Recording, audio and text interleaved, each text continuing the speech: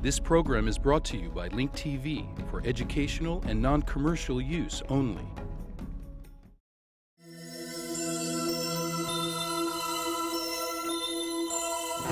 Mosaic, a daily news program from Link TV, presents a selection of news reports from independent and state-controlled broadcasters from throughout the Middle East.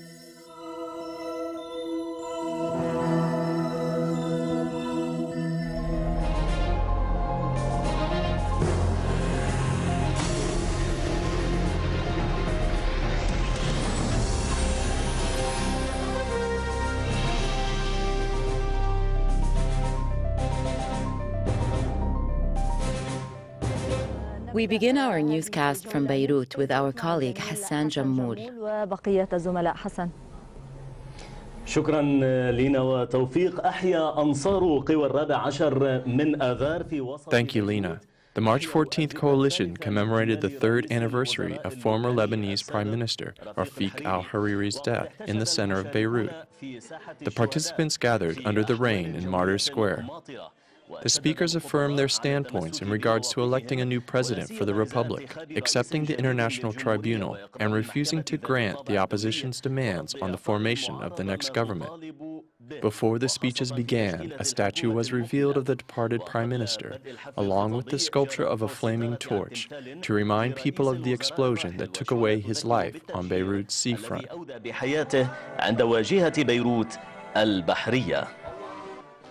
Parliament member Saad al-Hariri, head of the Future Party, said there was no value in holding an Arab summit without a Lebanese president. Al-Hariri described the Syrian regime as a product of Israel.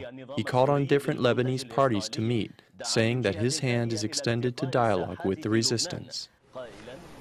ونحن هنا لنقول لشركائنا في الوطن كل شركائنا في الوطن من دون. We are here to tell our partners in the country, all of our partners without any exception, that our hands are extended and they will remain extended regardless of any difficulties or conspiracies.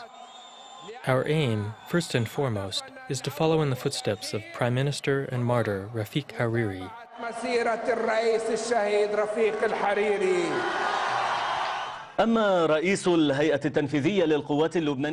The chairman of the Lebanese Forces Executive Committee, Samir Jaja, said that it is impossible to accept the derailment of the Lebanese government, as was done with the parliament and the economy in Beirut. Jaja added that the glory of Lebanon will never be defeated by those who receive support from Iran and Syria.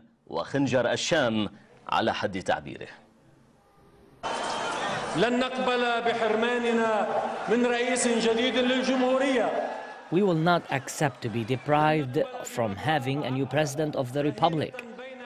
We will not accept to remain hostages in your grip. We will not accept allowing you to derail the government like you did with the parliament, the economy, presidential elections, and anything else you put your hands on. You even tried to rob us of our inheritance, but to your disappointment, you cannot.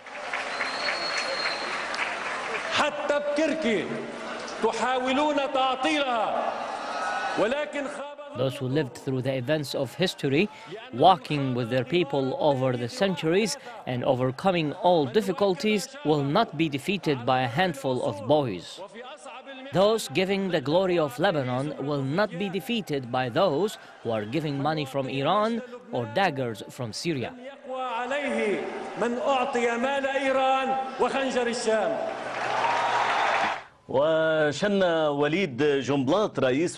During the third anniversary of the assassination of Rafiq al-Hariri, Walid Jumblat, chairman of the Socialist Progressive Party, viciously attacked Syrian President Bashar al-Assad. He accused Syria of wanting to impose its rule over Lebanon.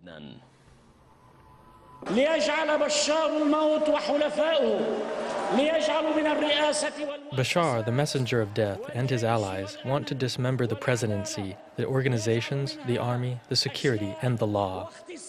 They want to dismember everything, along with their allies, but it is they and their allies that are dismembered. They dismember all things, dead and alive, like a science. They are dismembered parts, living in hell. Look at what happened yesterday. Look at how they rip each other apart. They eat each other. This is the regime of deceit, the regime of Bashar.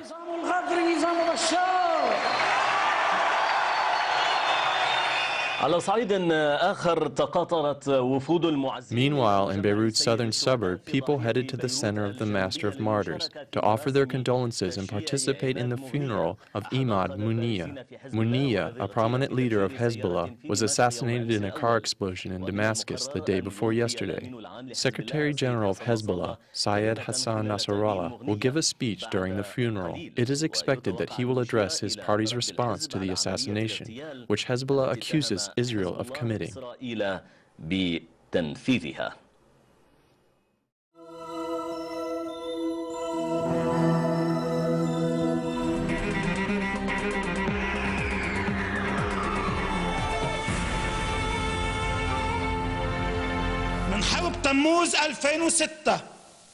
The War of July 2006 is strongly linked to the blood of Imad Mughniyeh in February 2008. Let the whole world mark in history, and I take responsibility for what I say, this is the beginning of Israel's collapse. If the blood of Sheikh Raghib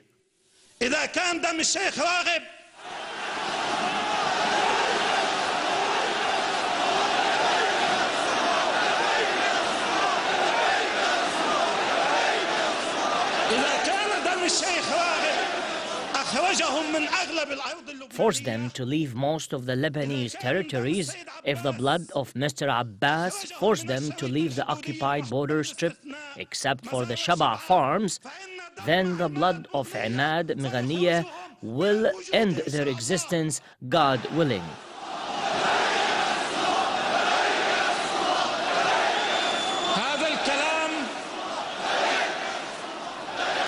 هذا الكلام ليس للانفعال ولا من موقع العاطفة. These words are not reactionary or emotional. Rather, they reflect insightfulness and contemplation. All of you know Ben Gurion, who established the Zionist entity in occupied Palestine.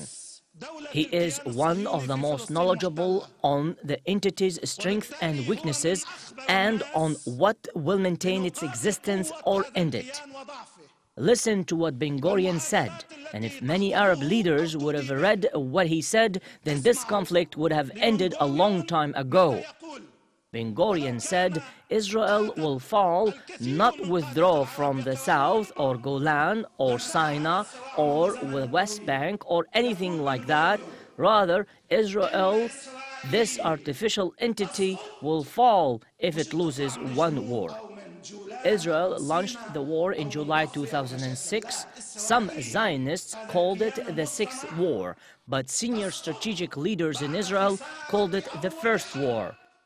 All Israeli left and right-wing parties, including the extremists and ultra-extremists, because Israel has no moderates, all of them reached a consensus that Israel lost the war. The Winograd report was diluted and designed to maintain whatever was left of Israel's reputation, but it still could not hide the bitter fact.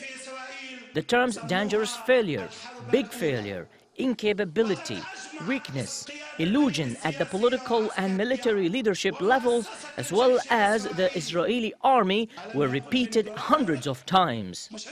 Didn't Winograd say that? It was not Imad Mughniyeh who said that. Judge Winograd was appointed by Olmert, so he would only talk about part of the truth and prepare Israel for the future. The question, dear brothers and sisters, is why did they fail and lose the July 2006 war? Winograd said that they have the strongest army in the Middle East and that they have technology and equipment that no one has. They simply failed because they faced Lebanon's honest, sincere, and courageous resistance for 33 days. Because during the July war in Lebanon, Imad Mughniyeh was fighting them along with Mughniyeh's brothers and Mughniyeh's students.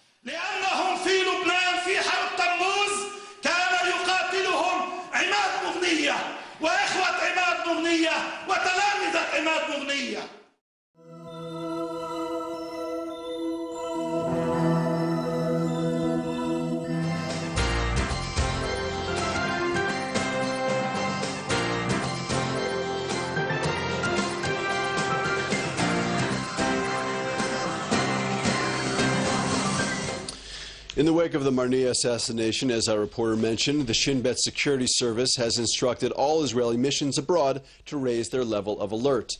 El Al Airlines and Jewish agency branches overseas have also been instructed to heighten their alert level. The security establishment is concerned that Hezbollah and Iran will attempt to exact revenge by carrying out major attacks against Israeli, Jewish, and American institutions. The Jewish agency traditionally is very sensitive to all issues that has to do with security, personal security of our beneficiaries overseas and personal security of our emissaries and our employees wherever they are around the globe.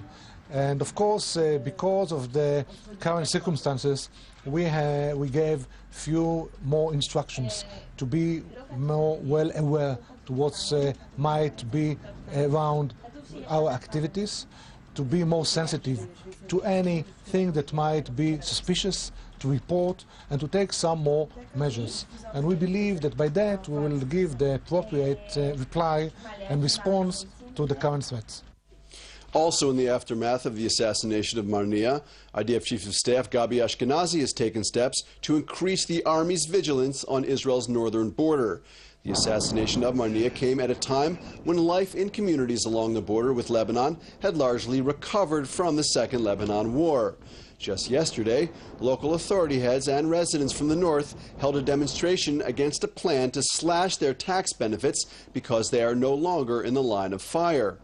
Now many in the area are nervous about a possible Hezbollah reprisal. We know that always when we do a kind of activities like that, there is a kind of answer, a kind of response that the people here that the people here knows it's happened in the past. After many years that Hezbollah after many years that Hezbollah was inflicting agony and pain on the Israeli side, it is unusual to have a day like this when Israel can smile while Beirut and Lebanon are mourning and feeling the taste of loss. But I think that Israel should not rejoice for a long time because retaliation from Hezbollah will soon occur. I think that Hezbollah will not overlook what happened in Damascus, and Israel should prepare itself for some sort of retaliation by Hezbollah. It should not necessarily be along the Israeli-Lebanese border, but I would worry more about a retaliation from Hezbollah that would occur against an international Israeli or Jewish site somewhere around the world.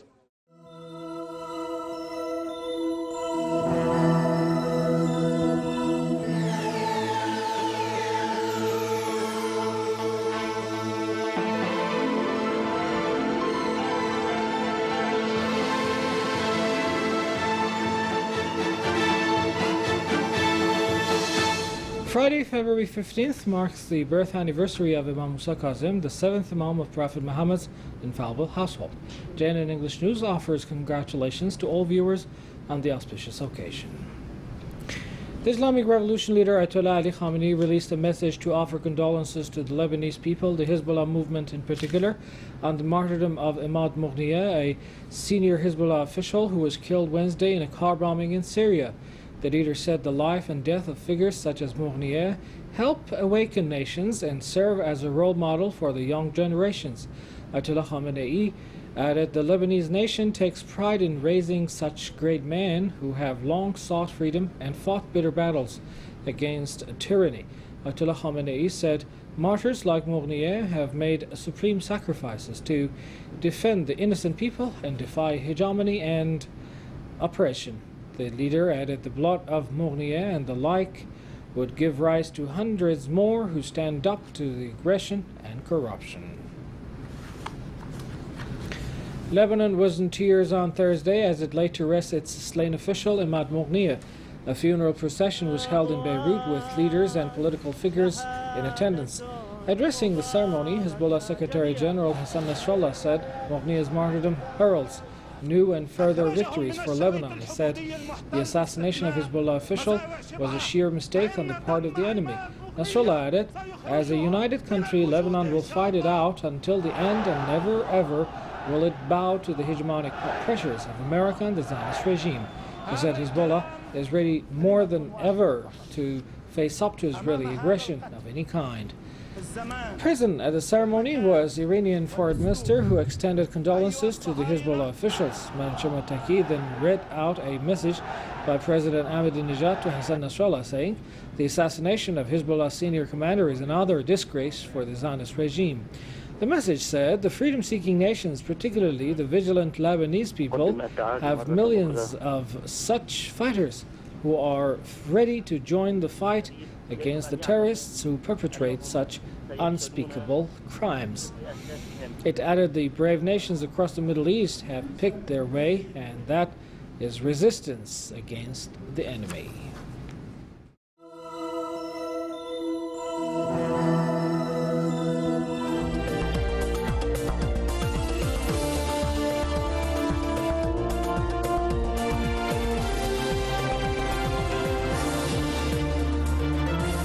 The degradation of Palestinians by Israel has no limits.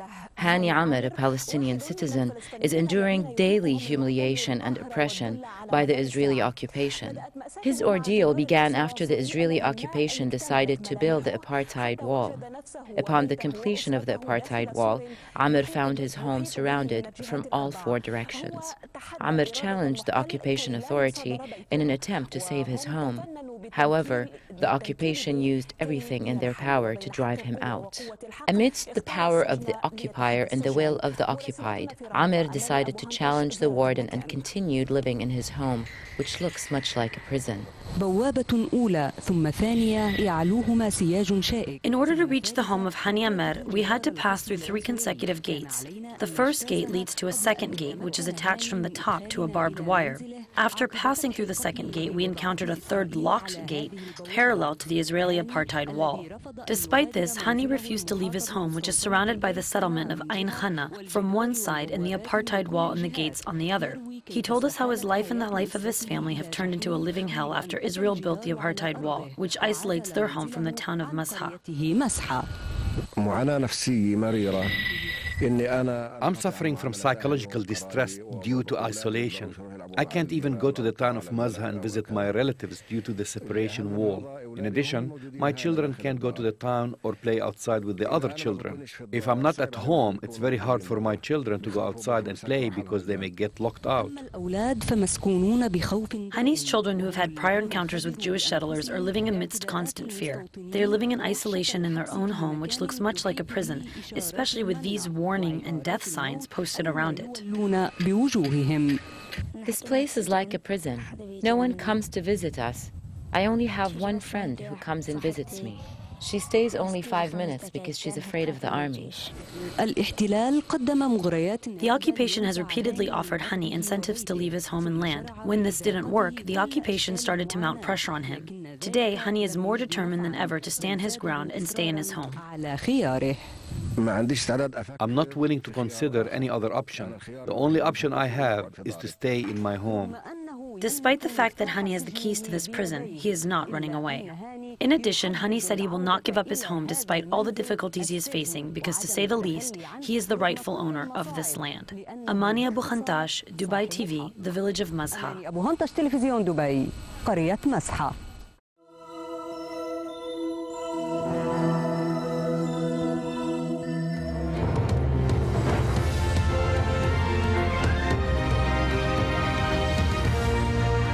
US Secretary of State Condoleezza Rice says she's concerned about violence as Pakistan prepares to go to the polls. Addressing the US Senate Foreign Relations Committee, Secretary Rice said there were areas of the country where there may be problems. And she stressed that after the elections, there must be a government that can inspire and include a wide range of moderate voices. What's your confidence? Well, those elections take place on Monday.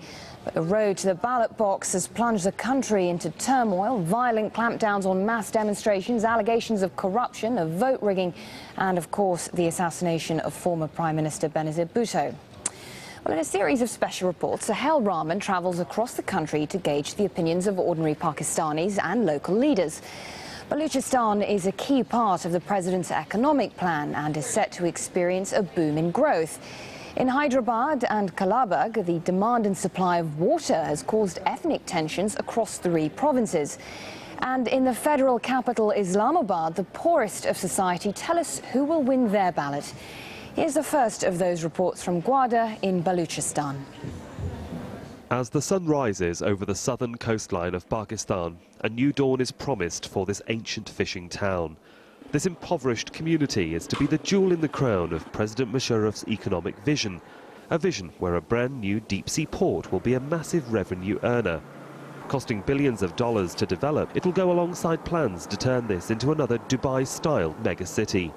The houses here have dreamy names such as Golden Palms, promising a shiny new future. Despite being years away from reality, the sales pitch has already begun. Musharraf began developing the area with roads. Now the port. Local people are building, renting or selling their land, which was once worthless, because there is potential. The hard sell seems to be working. Locals are excited about the project despite having to move from their homes to make way for the development. I'm happy with what I have been given. I'll be voting for whoever can bring prosperity and employment to Gwadar port. Musharraf is that man. Not everyone agrees. Balochistan is a complicated place, and for the last 40 years there's been a low-level insurgency against the federal government. Some want complete independence, others a more independent federal state. They believe that Balochistan has given billions to the treasury from its abundant natural gas resources. And this project is yet another example of the central government, they say, stealing from the province. It's a broad daylight robbery. This is what they are doing in Sui. This is what they are doing in Saindak. This is what they are doing in every part of the country in Sindh. The battle is on for votes in this province, and here every surface is practically covered in election slogans and symbols. Down on the jetty, the fishermen prepare for their day. President Musharraf is hoping that projects such as Gwadar will help these people, but with differing interests, it's certainly a difficult task. However this development is seen, economic prosperity is something that unites all Pakistanis. And from the people that we've spoken to, they seem to support President Musharraf's economic vision. But whether that translates into votes at the ballot box will only be known at the general election. Sahil Rahman, Al Jazeera, Gwadar, Balochistan.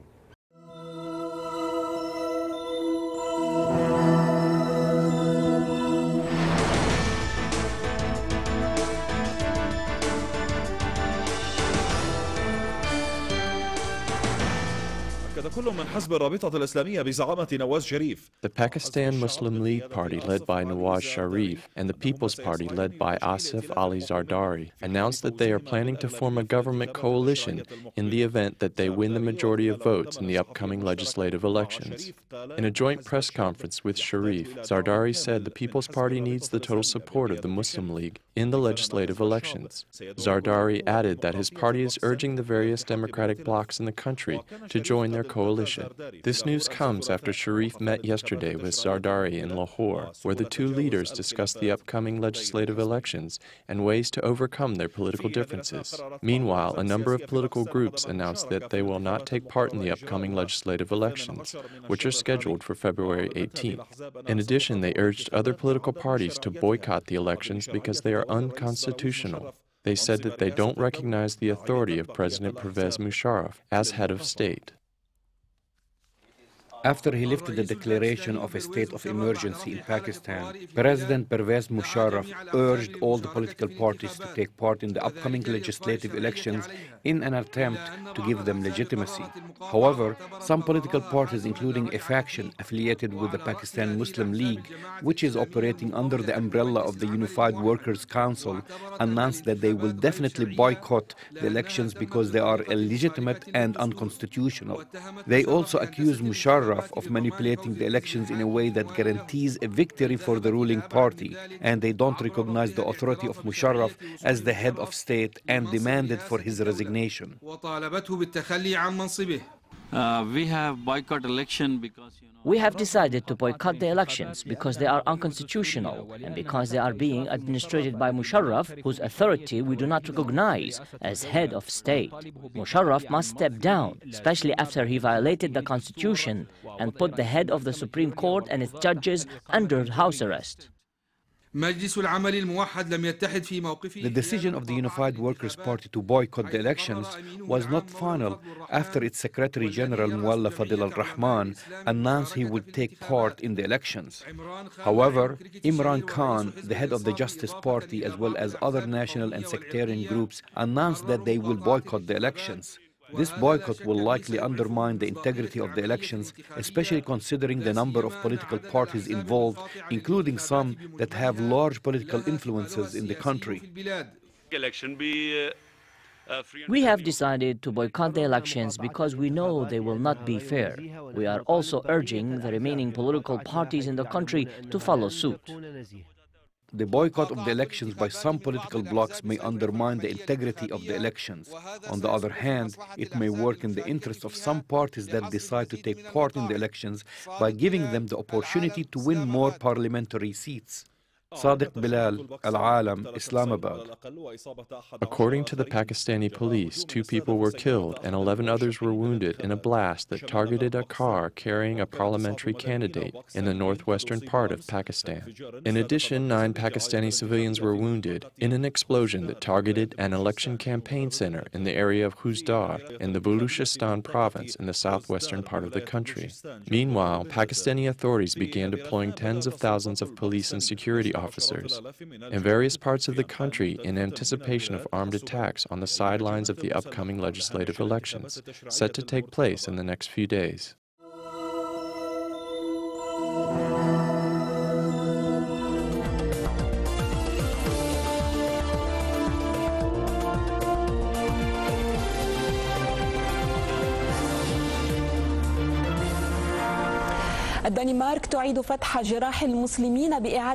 Denmark reopens the Muslims' wounds by republishing cartoons defaming the messenger, peace be upon him. 17 Dutch newspapers published in the name of free expression cartoons defaming the Prophet Mohammed, peace and blessing be upon him. The cartoons were drawn by the artist who was the target of a planned attack that was foiled by the police last Tuesday. Meanwhile, Dutch Muslims rushed to protest the republishing of the cartoons defaming the Honorable Prophet. More details with Sahar Salem. 17 Dutch newspapers, including the 3 major ones, republished cartoons defaming the Prophet Muhammad, peace be upon him, under the pretext of free expression. The cartoons were drawn by the artist Kurt Westigrad, who, according to the Dutch police, was the target of a plot that was foiled by the police last Tuesday. The artist drew 11 cartoons, which were published in Gilans, Boston in 2005. All the cartoons were insulting to Muslims, which caused negative reactions from people, including many Dutch citizens. It is not right to add gas to the fire. This is what we are facing. Other Dutch citizens said that there are other ways to show support to the artist who received threats, aside from republishing the insulting cartoons. One Dutch national of a Moroccan origin and 2 Tunisian nationals were released only a few hours after they were arrested. Dutch Muslims condemned the provocation, which comes only 2 years after the insulting cartoons were published for the first time. The first time was pure provocation. This time, however, it has to do with the young men who were released. The situation is very different this time. After the insulting cartoons were republished, the Dutch Foreign Ministry said that it is closely monitoring international reactions. Copenhagen fears that anti-Denmark protests will reoccur as they did in 2005. Get more news about the Middle East online at linktv.org/Mosaic. The Mosaic webpage offers a complete archive of Mosaic programs, program transcripts, the Mosaic video podcast, and the Mosaic Intelligence Report, a weekly analysis of the hottest stories from the Middle East. The views expressed on Mosaic are those of the participating broadcasters, not Link TV or its sponsors. The production of Mosaic is made possible with the support of viewers like you. Thank you.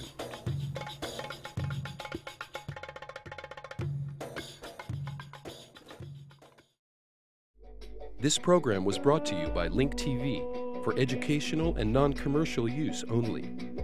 Link TV is the only U.S. television network devoted to global and national news. with uncompromising documentaries and diverse cultural programs. Programs which connect you to the world.